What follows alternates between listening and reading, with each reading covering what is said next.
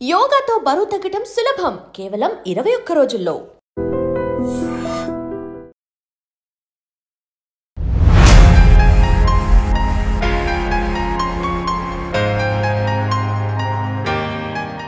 Welcome to I dream తెర వెనుక కథలు. నేను ఉదయశ్రీ. 36 సంవత్సరాల క్రితం రిలీజ్ అయిన ఒక సినిమా ఇప్పుడు రిలీజ్ కాబోతోంది. అప్పట్లో ఒక ప్రభంజనం సృష్టించింది.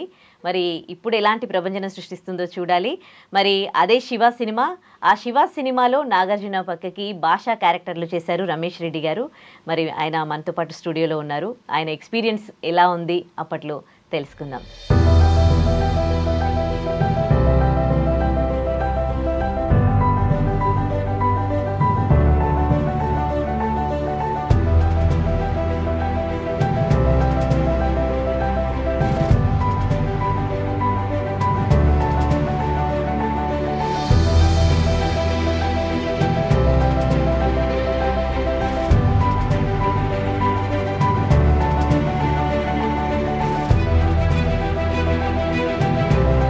హలో అండి, welcome to our studio.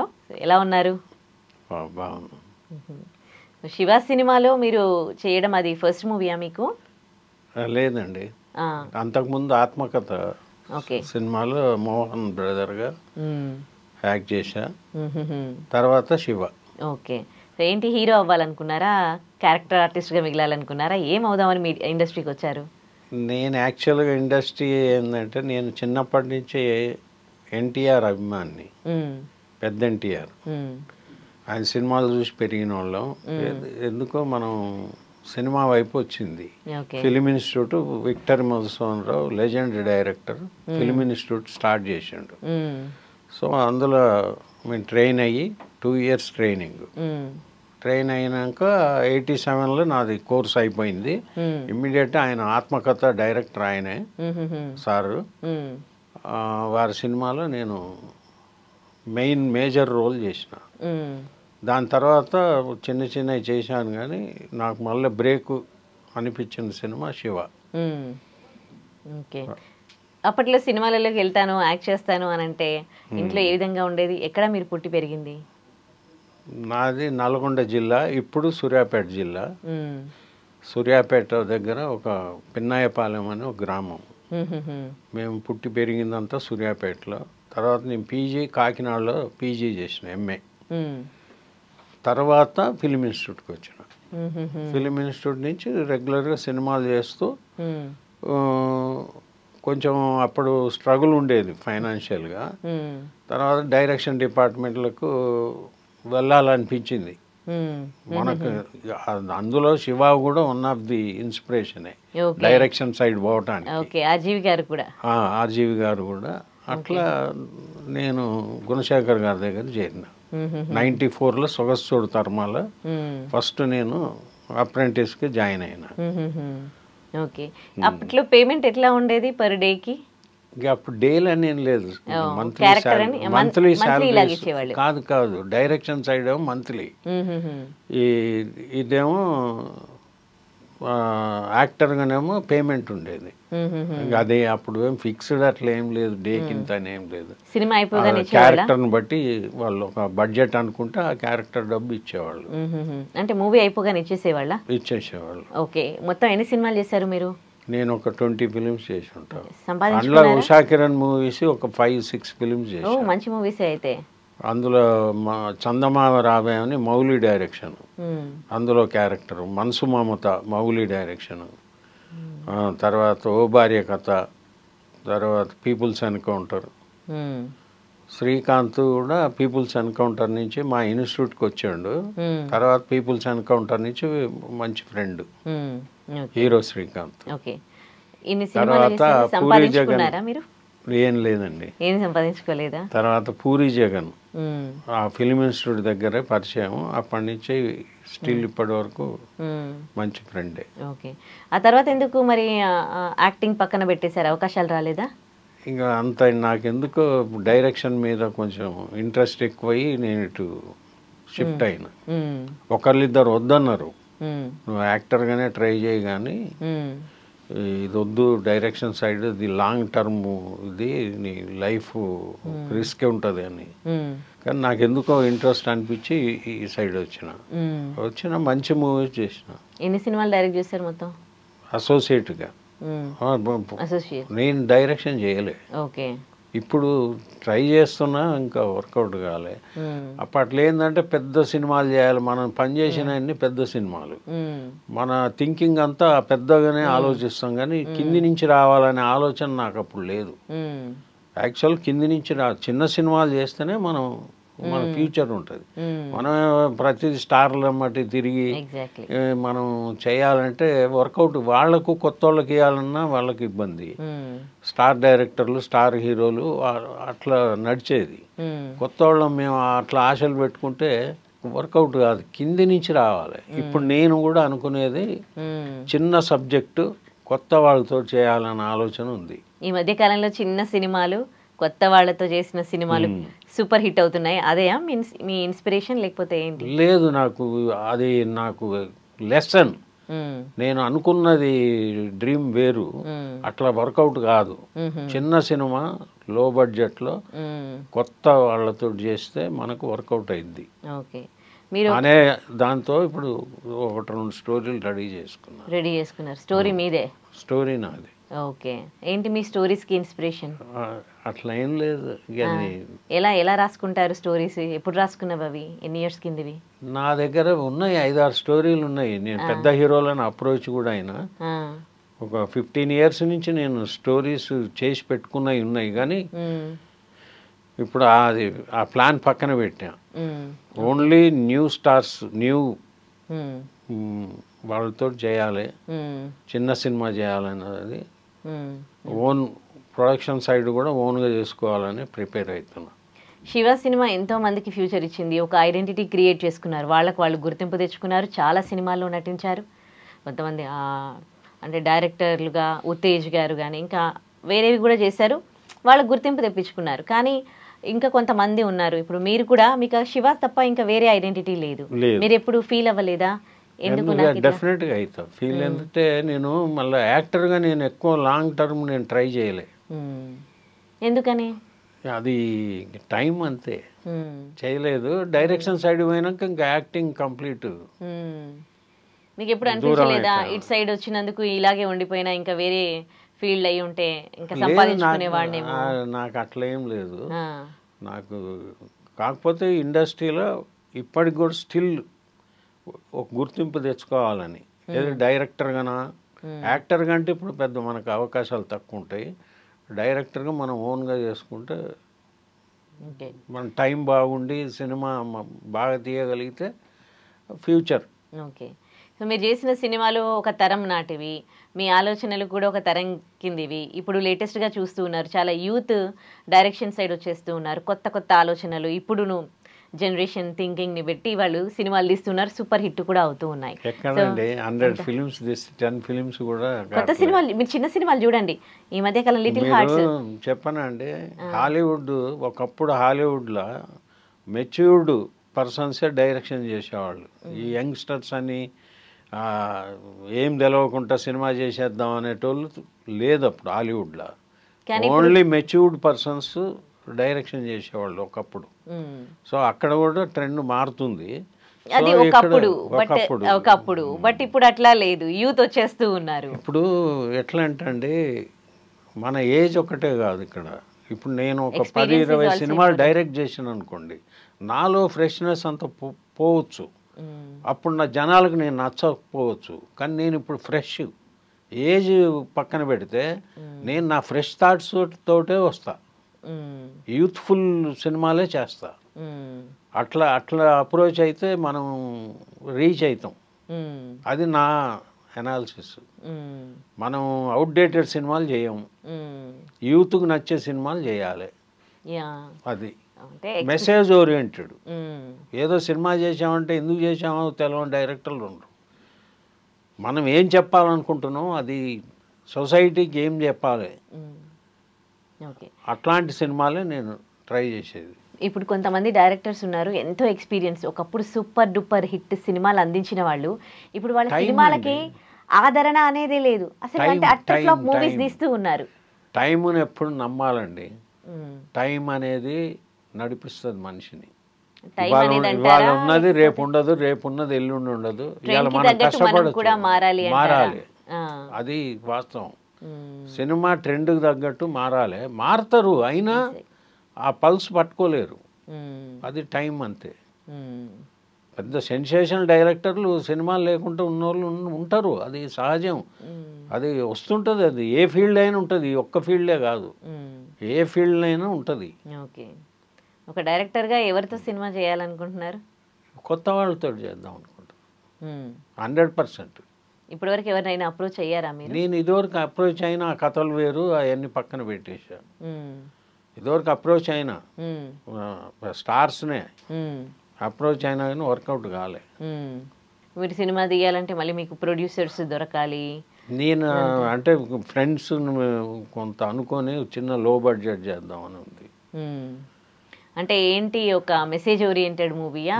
Message oriented, youthful film ఉంటుంది.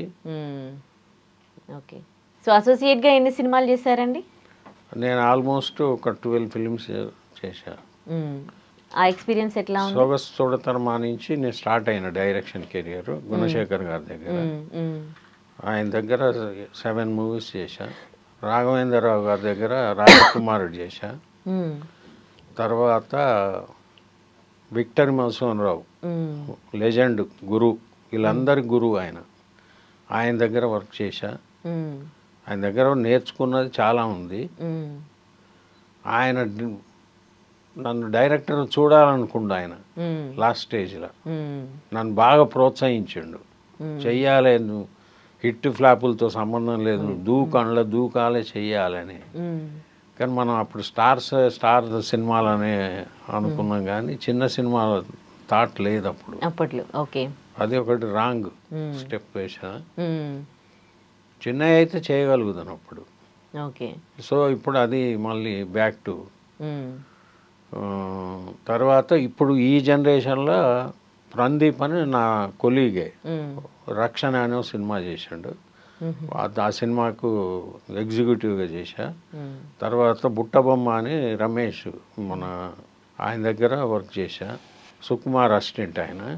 బుట్టబొమ్మ అని రీసెంట్గా 3 ఇయర్స్ బ్యాక్ వచ్చింది, దానికి వర్క్ చేశా. ఆల్మోస్ట్ 4 జనరేషన్స్తో పనిచేశా. మధుసూదన్ రావు ఒక జనరేషన్, రాఘవేంద్రరావు గారు ఒక జనరేషన్, గుణశేఖర్ ఇప్పుడు వచ్చే జనరేషన్.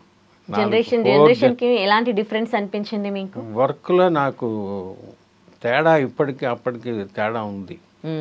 అప్పుడు చాలా వర్క్ నేర్చుకోవచ్చు అప్పట్లో, ఇప్పుడు వర్క్ అంతా నాకేం అనిపిస్తానులే. అప్పట్లో చాలా నేర్చుకున్నా పెద్దవాళ్ళ దగ్గర. ఆ డిసిప్లైనే వేరు. ఫస్ట్ నేను నేర్చుకుంది ఇండస్ట్రీకి వచ్చి డిసిప్లైన్, పద్ధతులు నేర్చుకున్నా. ఎట్లా బిహేవ్ చేయాలి, ఎవరి దగ్గర ఎట్లుండాలి, సమాజంలో ఎట్లుండాలి, అది నేర్చుకుంది నేను ఫిలిం ఇండస్ట్రీకి వచ్చినాకనే నాకు డిసిప్లైన్ వచ్చింది. ఈ గుణశేఖర్ గారితో వి మధుసూదనరావు గారి దగ్గర చాలా డిసిప్లైన్, చాలా స్ట్రిక్ట్, చాలా నేర్చుకున్నా ఆయన దగ్గర డిసిప్లైన్. మీరు నేర్చుకున్న ఆ సీనియర్ డైరెక్టర్స్ నుంచి ఏ విషయాలు నేర్చుకున్నారు? ఒక్కొక్క పాయింట్ చెప్తారా వాళ్ళ ప్రత్యేకత? టైమింగ్ అండి, టైం సెన్స్ ఉండాలి మనిషికి. టైం అంటే టైం పాటించాలి, అది మాత్రం నేర్చుకున్నా. డిసిప్లైన్, పెద్దవాళ్ళని ఎట్లా గౌరవించాలి, ఎవరి దగ్గర ఎట్లా మెలగాలి, ఇవన్నీ నేర్చుకుని ఇండస్ట్రీ. నాకు ఆస్తులు సంపాదించలే కానీ ఇండస్ట్రీలో నేను డిసిప్లైన్ నేర్చుకున్నాను. అప్పుడు అట్లా ఉండేది. సరే ఇప్పుడు సంగతి నేను ఇప్పుడు ఏం పని చేస్తానులే కదా, ఏవో 2 సినిమాలు ఫ్రెండ్స్ పని చేసినా కానీ ఇప్పుడు ఎట్లుందో నాకు కూడా ఐడియా లేదు. వాళ్ళు చాలా స్ట్రిక్ట్. పని అంటే పని తప్ప వేరే ఉండదు వాళ్లకు. పని అంటే పని రాక్షసులు అట్లా ఉండేది అప్పుడు. అవి నేర్చుకున్నా. అది మన సమాజంలో వేరే విషయాలకు కూడా లింక్ అవుతుంది. ఒక సినిమాయే కాదు, మనం ఇంటి విషయాలు కానీ పిల్లల విషయాలు కానీ డిసిప్లైన్ అనేది మనకు అవసరం సమాజంలో. పిల్లలకు మనం ఇచ్చేది అదే, ఆస్తులు అవసరం లేదు, డిసిప్లైన్ నేర్పటం మనకు ఇంపార్టెంట్. కరెక్ట్. ఆ శివ సినిమాలో తెలంగాణ స్లాంగ్ మాట్లాడింది కూడా ఫర్ ద ఫస్ట్ టైం అండి. అప్పటి వరకు తెలంగాణ స్లాంగ్ ఇప్పుడు చాలా సినిమాలు కానీ ఇందులో అది మాత్రం చాలా అంటే న్యాచురల్ గా వచ్చేప్పటికే డైలాగ్స్ ఆయన అంతకుముందు ఉన్నాయా తెలంగాణ స్లాంగ్ మాట్లాడి చాలా సినిమాలు ఉన్నాయి. అది ఉంది, ఇప్పుడు ట్రెండ్ అయింది. తర్వాత తెలంగాణ అనేది ట్రెండ్ అయింది. ఓకే, ఏంటి మ్యారేజ్, పిల్లలు ఇవన్నీ ఏంటి ఎప్పుడయింది? నేను ఇండస్ట్రీకి వచ్చి శివ తర్వాతనే నా మ్యారేజ్ అయింది. పద్మ నా వైఫ్, టీచర్, ఆమె గవర్నమెంట్ టీచరు. నాకు 2 అమ్మాయిలు, 2 ఇక్కడ బీటెక్ చేశారు. ఒక అమ్మాయి వాసవి, ఒక అమ్మాయి బీవీఆర్ఐటి చేసి ఇప్పుడు స్టేట్స్లో ఉంటున్నారు, యుఎస్ఏలో ఉన్నారు. మీ ఫ్యామిలీ నుంచి మీరు ఎవరిని ఎంకరేజ్ చేయలేదా మరి సినిమా సైడ్? వాళ్ళు చదువు, వాళ్ళకి అదే ఇంట్రెస్ట్, వాళ్ళకి అంత ఇంట్రెస్ట్ లేదు. 2 అమ్మాయిలు, 2 అక్కడ అమెరికాలో జాబ్ చేస్తారు. ఓకే, 4 జనరేషన్స్ డైరెక్టర్స్తో మీరు వర్క్ చేశారు. అందరూ కూడా సీనియర్ డైరెక్టర్సే. మధుసూదన్ రావు గారు కావచ్చు, గుణశేఖర్ కావచ్చు, వీళ్ళందరూ కూడా. సో వాళ్ళతో వర్క్ చేసినప్పుడు ఆ ఎక్స్పీరియన్స్ ఎట్లా ఉంది? వాళ్ళలో మీకు నచ్చిన క్వాలిటీస్ ఏంటి? ఇప్పటి జనరేషన్ వేరు. అప్పుడు పాత సినిమాలు ఎట్లా చేసేవాళ్ళు అంటే, ఒక 70 సీన్లు రాసుకున్నారంటే ఆ సీన్ ఎంత లెంత్ వస్తుందో స్టాప్ వాచ్ పెట్టి టైమింగ్ చూసేవాళ్ళు. ఆ 70 సీన్లు వాళ్ళ సినిమా తీయకముందే ఈ సినిమా ఎంత నిడివి వస్తుందో వాళ్ళకు ముందే తెలుసు. అంత టైమింగ్ తోటి అంత పంక్చువల్గా పనిచేసేవాళ్ళు. ప్రతి సీన్ స్టాప్ వాచ్ పెట్టి రాసుకొని ఇంత నిడివి దీనికంటే ఎక్కువ ఉండకూడదు, మనకు ఓవరాల్ సినిమా ఇన్ని గంటలు వస్తుంది, ఇంతకంటే దాటకూడదు అనేది వాళ్ళు సినిమా షూట్ ముందే వాళ్ళకి తెలుసు, ఇది ఎన్ని గంటలు ఎంత వచ్చేది. అంత పంక్చువల్ డైరెక్టర్ ఆయన. మధుసూదన్ రావు గారు ఆయన కూడా ఆయన చాలా పంక్చువల్, స్ట్రిక్ట్, చాలా పద్ధతిగా చేసేవాళ్ళు. వాళ్ళకి పని తప్ప వేరేది తెలియదండి. సినిమా అంటే ఆ సినిమా అయిపోయిన దాకా వాళ్ళకు వేరేది ఉండదు, అట్లా పనిచేసేవాళ్ళు. పర్ డే ఎన్ని గంటలు షూట్ చేసేవాళ్ళు ఆ రోజుల్లో? ఆ రోజుల్లో మార్నింగ్ 7, ఈవినింగ్ 6, నైట్స్ ఉంటే మళ్ళీ డే ఉండదు. అట్లా 9 వరకు ఎక్స్టెన్షన్. ఆ డేట్లను బట్టి కొన్ని మార్పులు చేర్పులు ఉంటాయి. పని తప్ప వేరేది ఐడియా ఉండదు. అట్లా ఆయన బాగా భుజం తట్టి నేర్పాడు నాకు మధుసూదన్ రావు గారు. ఇంకా మిగతా డైరెక్టర్స్ ఆయనతోటి ఎక్కువ అసోసియేట్, సినిమా పనిచేసింది ఒకటే ఆయన, ఆయనతో అసోసియేషన్ నాది 85 నుంచి ఆయన 2011 వరకు ఆయన అసోసియేషన్ తోటి ఉన్నాను. మళ్ళీ ఆ తర్వాత వాళ్ళతో కలిసి ఎందుకు చేయలేదు? మళ్ళీ ఆయన సినిమాలు చేయలేదు మధుసూదన్ రావు గారు. రాఘవేంద్రరావు గారితో ఒక్కటే సినిమా రాజకుమారుడు పనిచేసా, గుణశేఖర్ గారితో చేసి తర్వాత నేను బయటికి సినిమాలు చేద్దామని బయటకు వచ్చిన, అంటే ఓన్గా చేసుకోవాలని డైరెక్షన్. అట్లా వచ్చిన వాడినే కానీ తర్వాత ఏదో ఫ్రెండ్స్ కోసం 2 సినిమాలు పనిచేసా. ఇంక ఇప్పుడు చేస్తే డైరెక్షన్ చేయాలి, అదే మన అంబిషన్. ఒక కొన్ని సినిమాలు చేశాక మీరు కొంచెం గ్యాప్ తీసుకున్నారు కదా, ఆ టైంలో ఎట్లా? స్టోరీస్ రాసుకునేవాళ్ళు. స్టోరీస్ మీదనే ఎక్కువ. మరి ఫ్యామిలీ రన్ అవ్వాలంటే ఏదో ఒకటి చేయాలి కదా వర్క్. ఏం చేసేవారు? పెద్దగా ఏం, నాకు అగ్రికల్చర్ ఉంది, నాకు మిస్సెస్ గవర్నమెంట్ టీచరు. సో అట్లా నెట్టుకొచ్చిన. మనం సినిమానే, ఇంకా వేరే పని నేను నాకు తెలిసినా చేయలేకపోయేవాడిని. సో అట్లా వచ్చి పిల్లలు పెద్ద అయినారు, వాళ్ళు అమెరికా వెళ్ళారు. ఇంకెప్పుడు మళ్ళా మనం చేస్తే దాన్ని చిన్న సినిమా చేసుకోవాలనే ఆలోచన ఉంది. ఓకే, సో మీరు అసోసియేట్ చేసిన సినిమాల్లో మహేష్ బాబు కూడా నటించారు కదా, ఆయనతో ఎట్లా అనిపించింది వర్క్ చేయడం? ఆయనతో ఫస్ట్ అసలు నేను రాజకుమారుడు సినిమా చేయడానికి కారణం అశ్విని దత్ గారు. ఆయన చూడాలని ఉందిలో నా వర్క్ చూసి ఆయన ఆ సినిమాకి పెట్టుకున్నాడు. రాఘవేంద్రరావు గారి దగ్గర పరిచయం చేసి ఈ సినిమాకు ఇతను వర్క్ చేస్తాడని పెట్టిండు. అప్పుడు మహేష్ బాబు ఫస్ట్ ఫిలిం కదా, మన వర్క్ ఏందో మనం అట్లుండేది. నెక్స్ట్ ఒక్కడు, అర్జును, వంశీ అని బి గోపాల్ గారి దగ్గర లాస్ట్ గ్రాఫిక్స్ ఉందని 1 మంత్ వైజాగ్లో రమ్మంటే వెళ్ళా. చాలా జోవియల్గా బాగుండేది మహేష్ బాబు గారితో. బాగా మాట్లాడేవారు. ఇప్పుడు చాలా రిజర్వ్, తను చాలా తక్కువ మాట్లాడతాడు. విపరీతంగా. అప్పుడు మాట్లాడేవారా? చాలా. ఒక సీన్ చెప్తానండి. అర్జున్ సినిమాలో ఒక సాంగ్లో తోపుడు బండి మీద హీరో ఎక్కాలి. సో దాన్ని రెడీ చేసారు ఫైట్ మాస్టర్, రెడీ చేసి ట్రయల్ వేయాలి కదా, మనిషి నిలబడితే ఎట్లుంటుంది. నేను అప్పుడు కొంచెం లావు ఉండేవాడిని. సార్ నన్ను మామూలుగా ఎక్కి నిలబడే ఉన్నారు వాళ్ళు ఫైటర్స్. నేను ఊరికే వెయిట్ చూస్తారేమని నేను దూరంగా కెమెరా పెట్టుంది. ఈ లాస్ట్లో మా బండి ఉంది, నన్ను ఉట్టిగానే ఎక్కమంటే ఎక్కగానే లాక్ చేసేసారు, మొత్తం బెల్టులతో లాక్ చేశారు. నాకు టెన్షన్, బ్యాలెన్స్ ఉండలేదు బండి, వాళ్ళు పట్టుకున్నా కానీ ఇటు అటు ఊగుతుంది. ఇక అది అక్కడ జరిగిన ఇన్సిడెంట్కు పొట్ట చెక్కలేలాగా నవ్వారు ఎవరు, గుణశేఖర్ గారు, మహేష్ బాబు గారు. పొట్ట చెక్కలేటట్టు నవ్వారు. అట్లా ఉండేది. నాతోటి కొంచెం ఎంటర్టైన్మెంట్ ఉంటుంది. పనిచేసేటప్పుడు ఏదో కష్టపడుతున్నాం అని ఉండదు, ఎంజాయ్ చేసేవాళ్ళం. నా దగ్గర అది ఇప్పటికి రీసెంట్గా ఫోటో కూడా ఉంది. మరి ఇప్పుడు ఎందుకు ఆ ఎంటర్టైన్మెంట్ తగ్గించేశారు? తర్వాత ఎన్టీఆర్ తోటి వర్క్ చేసింది, జూనియర్ ఎన్టీఆర్ తోటి.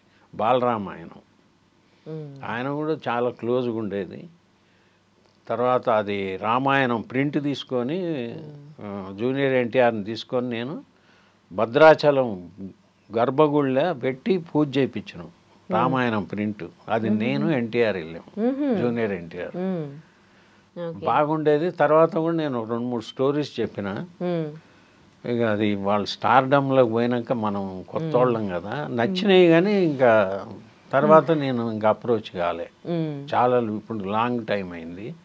చాలా బాగుండేవాడు, అంటే అభిమానం మంచిగా అందరు, మహేష్ బాబు అయినా ఎన్టీఆర్ అయినా వీళ్ళతోటి బాగా నాకు కొంచెం ఇంటరాక్షన్ ఉండేది. అవునా? ఇంకా ఎలాంటి వేరే అదర్ స్టార్స్ తో ఏమైనా వర్క్ చేశారా? ఇంకా చేశాను, జగపతి బాబు మనోహరం చేశా, చిరంజీవి గారితో చేశా. నేను అంటే బాగుండేది. డబ్బింగ్ అప్పుడు చిరంజీవి గారికి నేనే దగ్గర ఉండి స్క్రిప్ట్ పట్టుకొని పక్కన కూర్చునేది డబ్బింగ్ అప్పుడు. తర్వాత నేను ఇవన్నీ ఇవన్నీ డబ్బింగ్కు నేను చూసుకునేది, అర్జును ఇవన్నీ పోస్ట్ ప్రొడక్షన్లో ఇన్వాల్వ్ అయ్యేది. సో చూడాలని ఉందిలో సౌందర్య గారితో కూడా మీరు వర్క్ చేశారు కదా, ఆ ఎక్స్పీరియన్స్ ఎట్లా ఉంది? బాగుండేదండి. మాట్లాడే వాళ్ళ సౌందర్య గారు? మాట్లాడేది.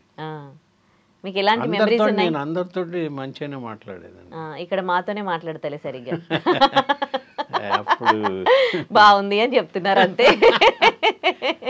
నేను అంత పాజిటివ్ థింకర్. ఓన్లీ స్టార్స్ తోనే మాట్లాడతారేమో మీరు? కాదండి, పాజిటివ్ థింకర్ నేను, నెగటివ్ మైండ్లోకి రానియను. ఓకే, ఇప్పుడు తగ్గించేశారు పాజిటివిటీ. ఏం మాట్లాడితే ఏమవుద్దో అని. బాగుంది తప్ప ఏమీ చెప్పట్లేదు.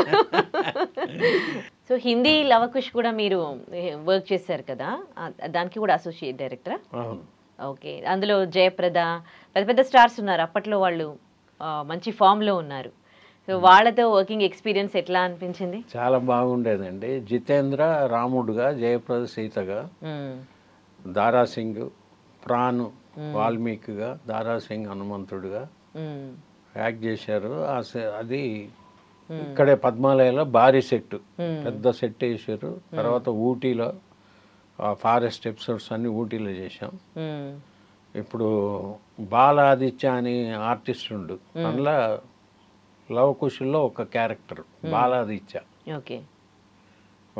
తర్వాత సునాయన అన్నట్టు ఆమె లవకుశుల్లో ఇంకో అమ్మాయిని లవకుశుల్లో ఒక క్యారెక్టర్గా పెట్టారు. దీనికి బాంబేకు డబ్బింగ్కు నేనే వెళ్ళిన, ఈ సినిమా డబ్బింగ్ గురించి. అక్కడ రైటర్స్ ఉండేవాళ్ళు, వాళ్ళు ఉండేది పక్కన నేను చూసుకునేవాడిని. సీన్స్ జరిగేటప్పుడు ఏంటంటే మధుసూదనరావు గారు అంటే టెర్రర్, అంత స్ట్రిక్ట్ పద్ధతి, టైం అండ్ టైంకి రావాలి ఏ ఆర్టిస్ట్ అయినా ఎవరైనా.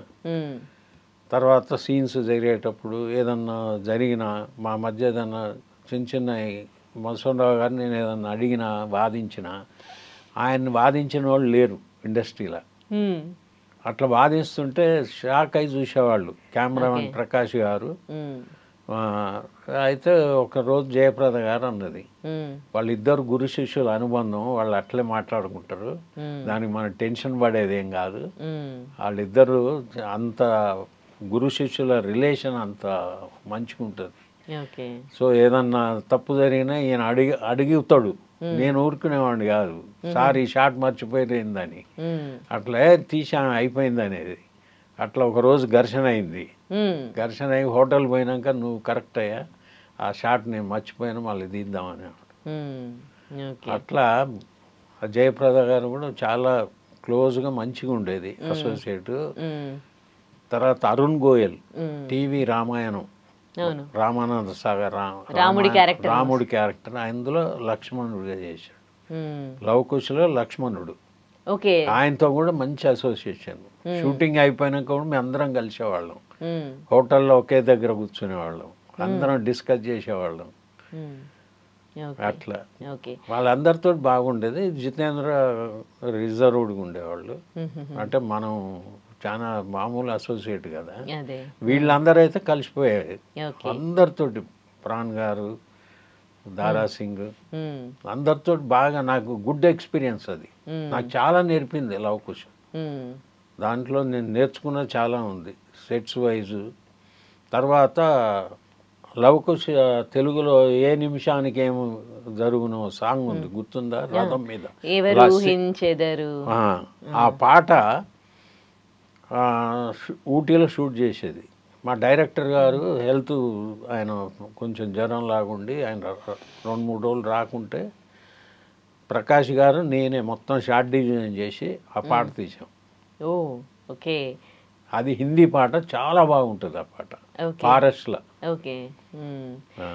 ఇప్పుడు అంటే ఒక 24 క్రాఫ్ట్స్ ఉన్నా కానీ అందులో స్టార్స్కి సంబంధించి, యాక్టింగ్కి సంబంధించి చూసుకుంటే స్టార్సే ఇంకా ఏదైనా అన్నమాట. వాళ్ళు రాగానే అందరూ ఇచ్చే రెస్పెక్ట్, వాళ్ళకు అందుతున్న రెస్పెక్ట్ ఇప్పుడు వేరే. అప్పట్లో డైరెక్టర్కి స్టార్స్కి మధ్య ఎట్లా ఉండేది? ఇప్పుడు ఇప్పట్లాగే ఉండేదా? మంచి స్టార్స్ అంటే అప్పుడు అట్లా ఉండేది. మంచి డైరెక్టర్ ఏం చెప్తే అది చేసేవాడు. అప్పుడు డైరెక్టర్దే కెప్టెన్ ఆఫ్ ది షిప్ అంటే డైరెక్టరే. అప్పుడు కాదు, ఎప్పుడు డైరెక్టరే నా దృష్టిలో. ఒక స్టార్ని తయారు చేయాలని డైరెక్టరే చేయగలడు. కరెక్ట్. అట్లా ఏమనిపిస్తుంది అప్పటికిప్పటికి చేంజెస్ చూస్తే మీకు? చాలా మార్పు ఉంది కానీ అడ్జస్ట్ కావాలి ఎక్కడికక్కడ. ఇప్పుడు వాళ్ళేం తప్పులు, వాళ్ళు ఉన్నది కరెక్ట్ సిస్టమ్. అది సినిమా అంటే దాన్ని ఒక ఇదిగా భావించేవాళ్ళు, టేక్ ఇట్ ఈజీగా తీసుకునేవాళ్ళు కాదు. ఒక నిర్మాత ఇన్ని కోట్లు పెడుతుండంటే ఎంత బాధ్యతతో పనిచేసేవాళ్ళు, ఇంత వేస్టేజ్ జరగనిచ్చేవాళ్ళు కాదు అప్పటి. నేను ఆయన దగ్గర నేర్చుకుంది అదే, వేస్టేజ్ అని ఆయన సహించడు, వేస్టేజ్ చేయకూడదు. ఫిలిం వేస్ట్ కానీ ఏది వేస్టేజ్ చేయకూడదు. టైం అంటే టైంకి రావాలి, పని చేయాలి, punctuality, dialogue no compromise. Scene రాకుంటే డైలాగ్ మళ్ళీ తీస్తాడు. అట్లా ఆయన అనుకున్నది వచ్చే వరకు ఆయన తీస్తాడు. అట్లా జరుగుతుంది. ఓకే. మళ్ళీ బాలీవుడ్ సైడ్ ఇంకా నెక్స్ట్ ఎందుకు ట్రై చేయలేదు మీరు? నేను అప్పుడు అంటే గురువు గారని నేను ఇక్కడ ఆయనతో పనిచేసిన కానీ ఇక అదే టైము, మనం ఓన్గా చేయాలని ఆయన అప్పుడే ప్రోత్సహించేవాడు. నువ్వు ప్లాన్ చేసుకో. ఎందుకు మళ్ళీ ఇంత టైం పట్టింది? మీరు అదే మన కొంచెం ఉన్నాయి. నేను అదే చెప్తున్నా కదండి, స్టార్స్తో చేయాలనే ఒక డ్రీమ్ అనేది కరెక్ట్ కాదు. ఇప్పుడు వచ్చే డైరెక్టర్స్ కానీ ఎవరే, మనకు మనం కింది నుంచి పైకి రావాలి కానీ ఒకేసారి పైకి వెళ్ళాలని కోరుకోవద్దు. రైట్. అది నా జీవితంలో నేను అది తప్పు చేసిన, 100% తప్పది. కింది నుంచి రావాలనుకుంటే నాకు అప్పుడు చిన్న ఆర్టిస్టులు చాలా మంది తోటి రిలేషన్స్ ఉండే, నేను చేస్తే అయిపోయేది. పెద్ద సినిమాలు, బిగ్ సినిమాలు పనిచేసిన. ఇప్పుడు చిరంజీవి గారితో బిగ్ సినిమాలే, అది మామూలు విషయంగా. ఆ బడ్జెట్లు కానీ, ఆ సాంగ్స్, సరోజ్ ఖాన్ ఇట్లాంటి చూడాలన్నది సరోజ్ ఖాన్ కంపోజర్. అట్లా వాళ్ళతో పనిచేసి మన థింకింగ్ అంతా బిగ్గా ఉండేది. స్క్రిప్ట్లు అట్లనే వచ్చేది. చిన్న కథ అనే దానికి జోలికి పోలేము మేము. అట్లా దానివల్ల మనం వెనకబడిపోయిన మాట వాస్తవం. పోన్లే ఇప్పటికి రియలైజ్ అయ్యారు. రియలైజ్ అయినా 100% రియలైజ్ అయ్యి చిన్నది చేయాలి, అది ఎట్లా ఉండని. ఇప్పుడు వస్తున్నాయి రీసెంట్గా చిన్న చిన్న సినిమాలు బ్రహ్మాండం కలెక్ట్ చేస్తున్నాయి. అంటే మనసు పెట్టి సినిమా చేస్తే డెఫినెట్గా సూపర్ హిట్. ఏదో నాకు సినిమా వచ్చిందని నేను ఆడుతూ పాడుతూ చేస్తే నడవదు. దాని మీద మనసు పెట్టి ఏకాగ్రత ఉండాలి, ఉంటేనే మనకు సినిమా. రైట్. అట్లా డిసిప్లైన్ లేకుంటే సినిమా ఇండస్ట్రీలో మనం ఉండలేమండి. నాకు అది నా రియల్ లైఫ్లో నా వ్యక్తిగత జీవితానికి ఈ డిసిప్లైన్ చాలా ఉపయోగపడ్డది. సో మంచి మంచి సినిమాలకు అసోసియేట్ డైరెక్టర్గా చేశారు అండ్ సినిమాల్లో నటించారు. కానీ మీరు అనుకున్న గుర్తింపు రాలేదు, కానీ డైరెక్టర్గా మాత్రం మీకు అంతకు మించి గుర్తింపు రావాలని కోరుకుంటున్నామండి. Thank you so much for coming our studio. Thank you. And for more videos, Please subscribe to iDream. Please subscribe to iDream. Please subscribe iDream. And please subscribe to iDream. For more videos, subscribe to iDream. please like, share and subscribe to the channel. Congratulations, iDream. Subscribe to iDream. Subscribe to iDream. So subscribe to iDream Media. iDream ki iDream team andarki huge congratulations. Please subscribe iDream Media. Please subscribe to iDream. Subscribe iDream. Please subscribe to iDream. iDream అంటే నా కళల channel subscribe చేసుకున్న నోరు తిరుగుతలేదు, మీరైతే గంట గుర్తు కొట్టండి. For more such videos, please subscribe to iDream. Subscribe to iDream. Please subscribe to iDream. Please subscribe iDream Media. Please do subscribe to iDream. Please subscribe to iDream Media. For best entertainment and information, please subscribe iDream. And don't forget to subscribe to iDream.